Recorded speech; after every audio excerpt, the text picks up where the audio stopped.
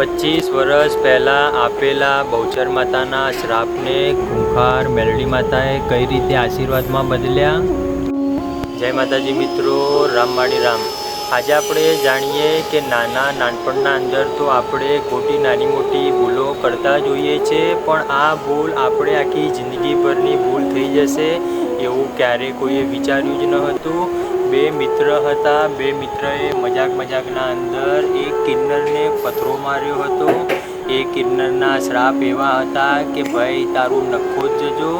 એ શ્રાપ 25 વર્ષ પછી જ્યારે એમના લગ્ન થયા ત્યારે એમના ઘરે કિન્નરનો જન્મ થયો। એ શ્રાપ એવા હતા કે એમના સાથે જે બીજા મિત્ર હતા એમનું નખો જ વળી ગયું અને આમના ઘરે કિન્નરનો જન્મ થયો। મિત્રો, વાત કહેતા વાર લાગે પણ જ્યારે આર્યા બારેજા જેવા ગામના અંદર ગયા, માળીના પ્રવચનના સાંભળ્યું ત્યારે માળીએ એમને આશીર્વાદ આપ્યા કે આજથી 25 વર્ષ પહેલાં જે તમે ભૂલ કરી હતી એ ભૂલ આજે પકડાઈ છે અને એનું પ્રાયશ્ચિત કરો છો તમે।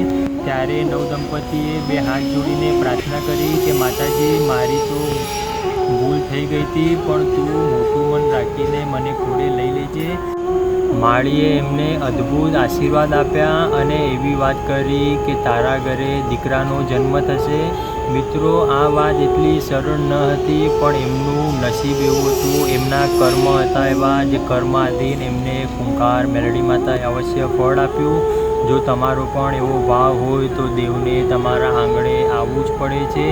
આમનો ભાવ જોઈને માળીએ એમને અદ્ભુત આશીર્વાદ આપ્યા। આવા જ આશીર્વાદ આપણા તમામ લોકોને આપતા હોય છે, પણ એવો ભાવ નથી, એવી દ્રષ્ટિ નથી। જે દિવસે આપણને સાચા ખોટાની ભાન થઈ જશે, જે દિવસે આપણને દેવની ઓળખાણ થઈ જશે, એ દિવસે આપણું જીવન બદલાઈ જશે।